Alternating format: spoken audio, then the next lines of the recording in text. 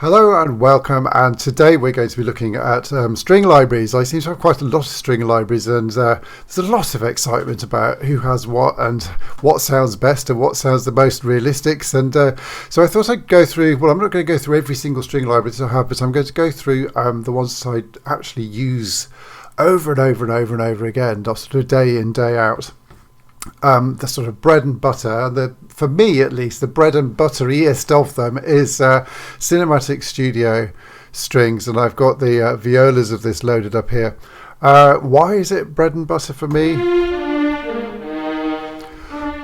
Because I just find it really easy to use. It sounds really, really nice. It obviously sounds really, really nice, and I find it incredibly versatile.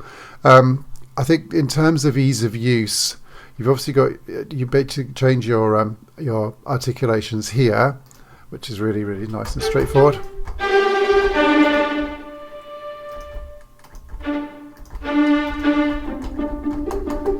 And as you'll notice as I'm going through, each of these often has like a change that you can do with the mod wheel here as well. So the staccatos can be sforzandos by changing this. Longer staccatos, staccatissimo. The pizzicato does a similar thing. You've got your standard pizz, your bartoks, and your collegnos.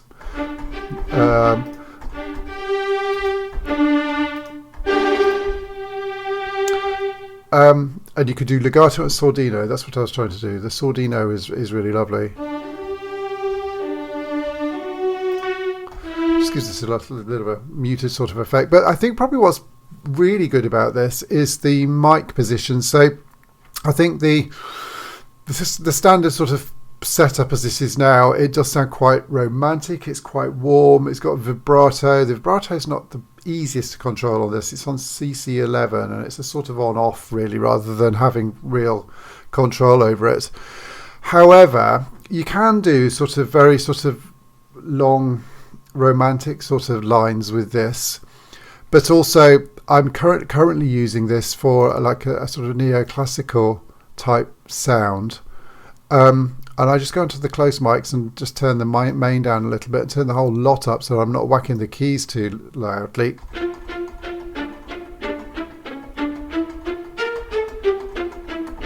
And it has a really, really, really, really stringy, you know, you can get a really, really nice crisp sound with that.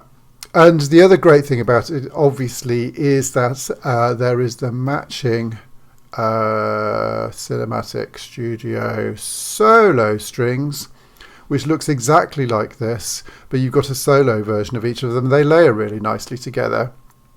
And for the studio strings, you've obviously got the whole lot. You've got the whole set here, and they all work in exactly the same way.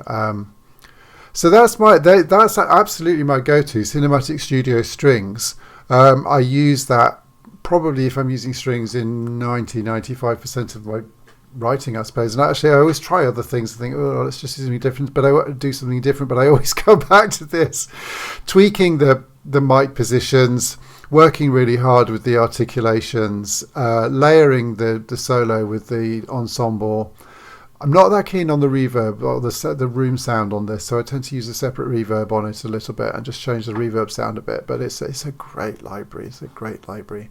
I've used Albian One right since year dot for me, sort of 6 years ago now. I wouldn't use it. So the strings from Albian One, I wouldn't use the legatos. I find them very synthy. But the short strings actually is a quick, dirty sort of spiccato. I think as they come out of the box, they're really, really quite wet. It's got that Air Studio sound to it.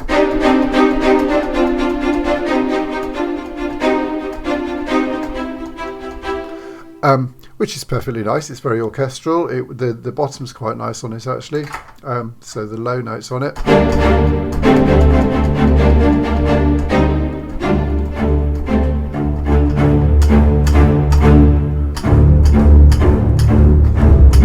It's got a really nice bite to it, but what's rather good on this is that you can obviously, with the mic positions again, really dry this out, tighten it up a little bit, and it almost sounds little sort of small ensemble.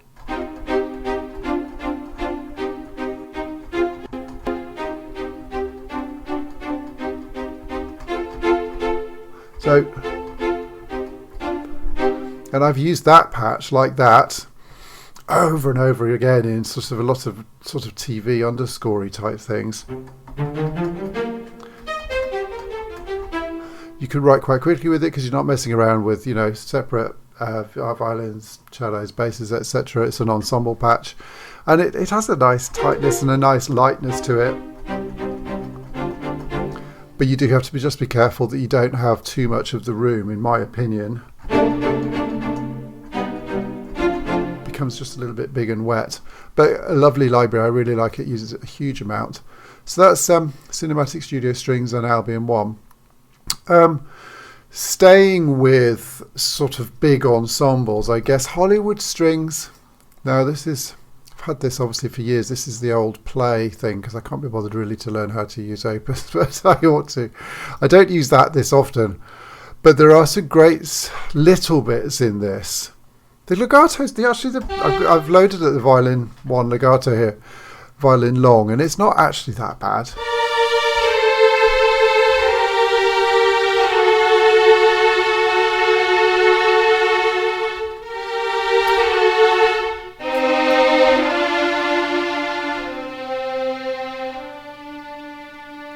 That's the longs rather than the legatos.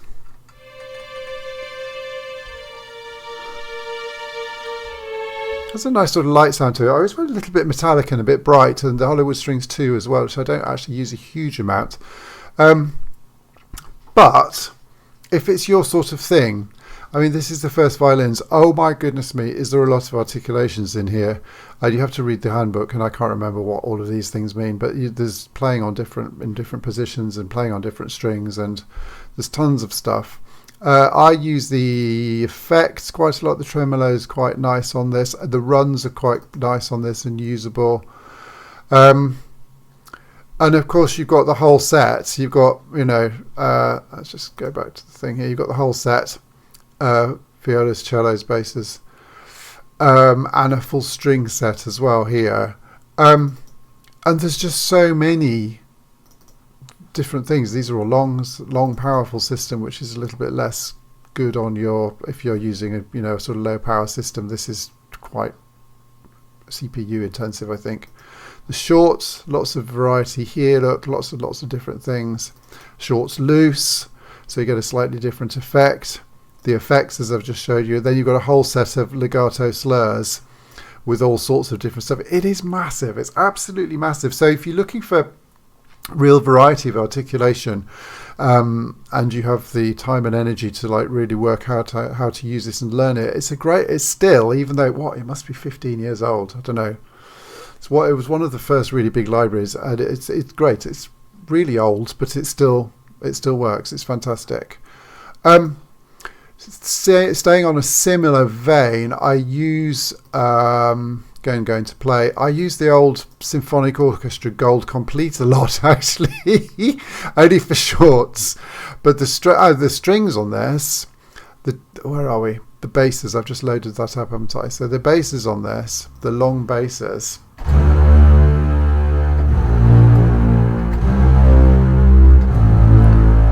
Sounds amazing.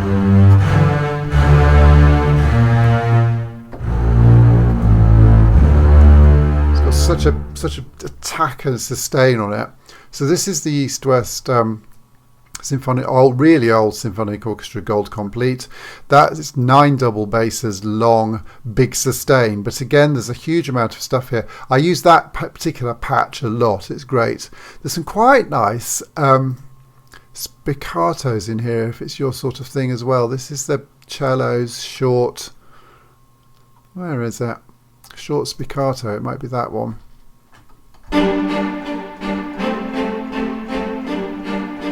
So there's a real bite on that. It's really nicely recorded. You've got a heck of a lot of room in there though, and I do find you can get, oh actually let's just check that the reverb is down, so there's no reverb. But if you really take the release off a bit,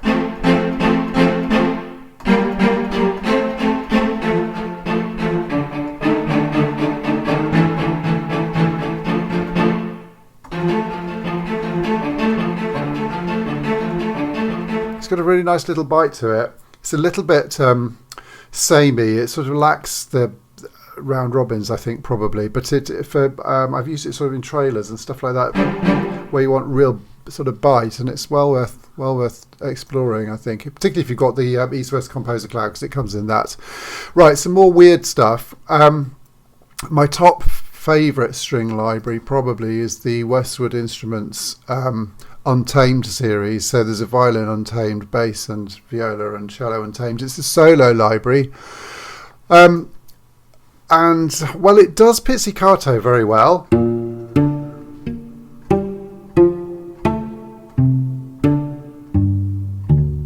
Love their pizzicatos. It does spiccato beautifully.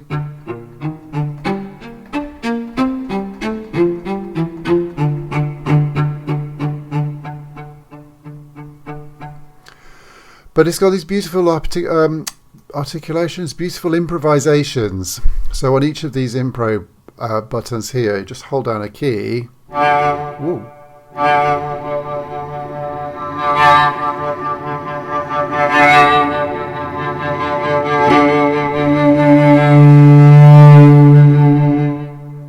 For example, or improvisation 2.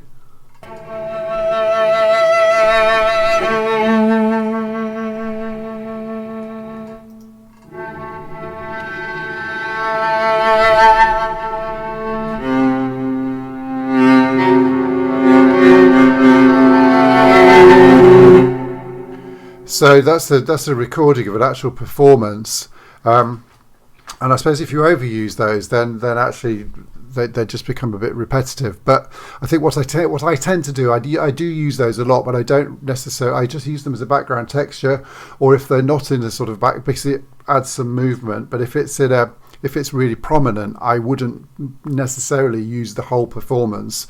I would sort of mix and match them, or bounce it down to audio and cut them and loop them and sort of mash them up a little bit. But they're beautifully recorded and great, and there's exactly the same for all of the instruments there, solo. And as I say, even the actual sort of more normal articulations on this is great. There's loads of stuff to explore here, and it sounds fantastic.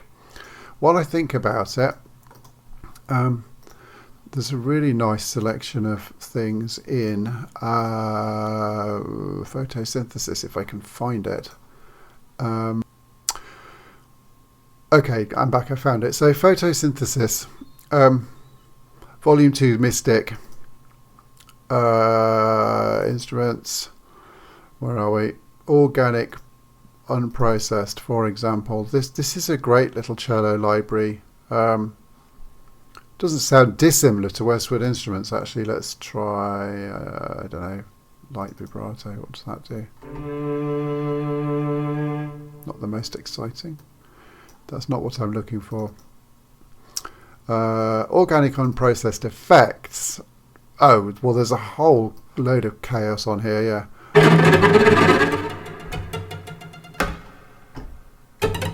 I mean, this is just endless. And there's three of those.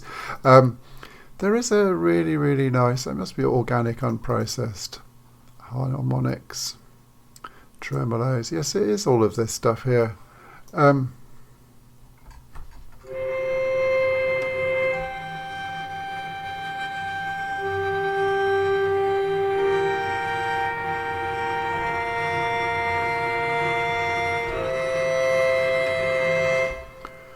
So this is all cello stuff.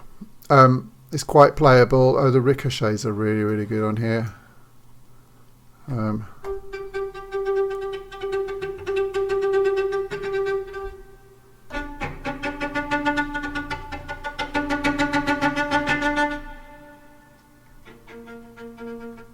So a great library of cello effects, really. And the actual photosynthesis engine is really cool to play with as well. So that's photosynthesis. Okay, where else? Viola textures, not dissimilar. This is a new library for me. Feels like a bit of a one-trick pony in that it sort of does one thing, but it does it really beautifully.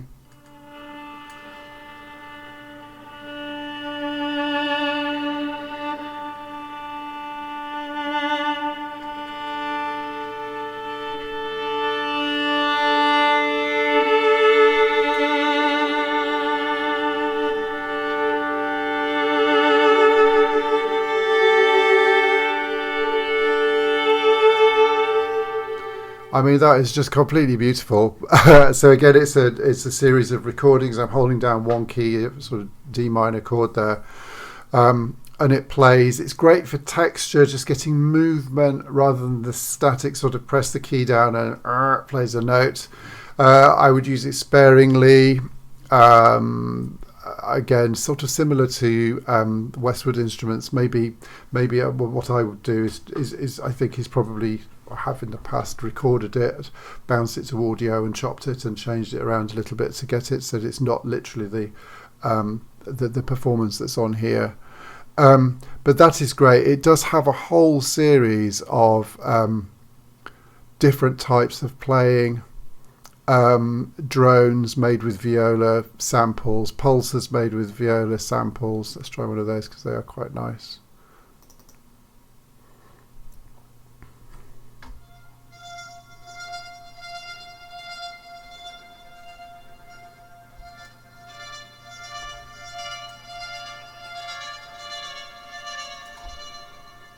Just hours of fun to be had with that, but I use that a lot just as sort of background bits and pieces and just for textural stuff. It's absolutely brilliant. Where are we here? Restrung. Oh yes, this is fun. Great for sort of neoclassical stuff. This is the cello. There's a whole set of them. It's brutal.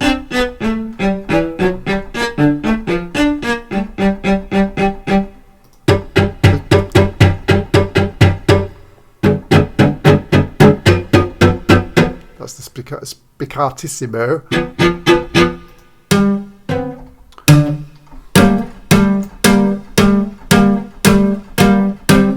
You know, it's not subtle, but it's great stuff. And there's marcatos and things as well. I think really good for sort of the neoclassical sort of trailer type stuff. All very brutal. Again, beautifully recorded. Not keen on the reverb on it, but the actual sound is brilliant, and you can add an extra layer of regression by adding more than one onto, more than one patch together.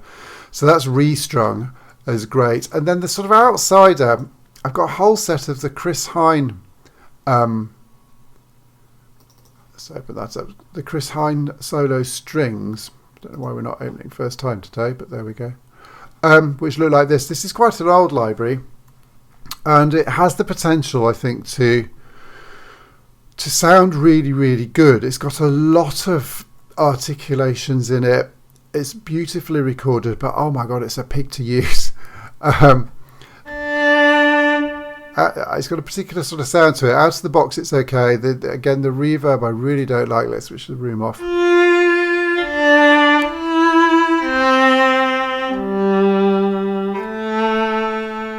What I do find is that this blends really well with live strings, because you can change literally change the sound of it so easily. So this is like different reverb impulses.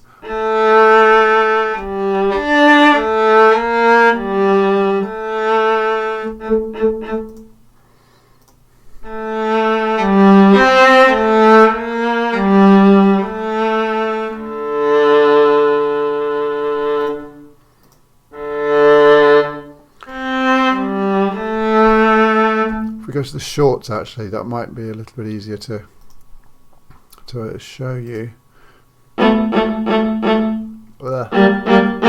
That's not a nice spiccato.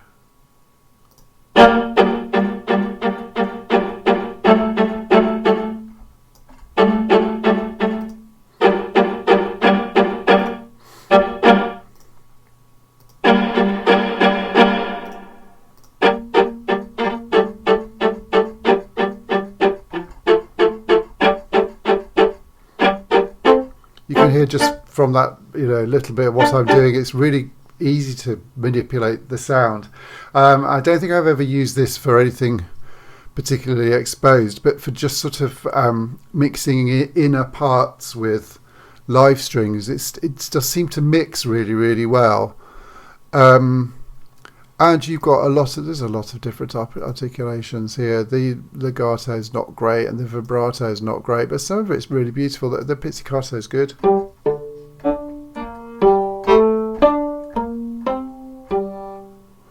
There's some great effects.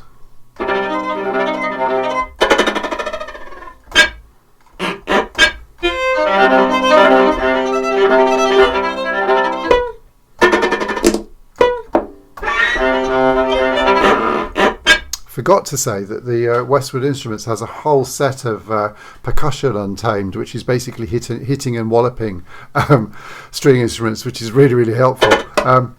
It sounds a lot like this. You know, there's a lot of different sort of knocking and banging sounds, which are really, really good. So that's Chris Hine. There's a whole set of those. Hard to use, but I think very mixable, again, for the shorts particularly. I don't find the legato particularly convincing on this. It's really difficult to use. This, if you listen to the demos on the website there, they are absolutely amazing. Absolutely amazing, but I find that one hard to use. I think it's got a lot of potential, but it's hard to use. It's very old school. String legato is really hard. It has to be CSS for me for that. I think the actual legato transitions are good. It's not perfect, and there's nothing you can't really beat a live string player, but it's close. Okay, well, I hope that was of some interest. I'll write a list of them underneath so you can check them out for yourself, and I hope to see you in another video soon. Thanks then. Bye bye.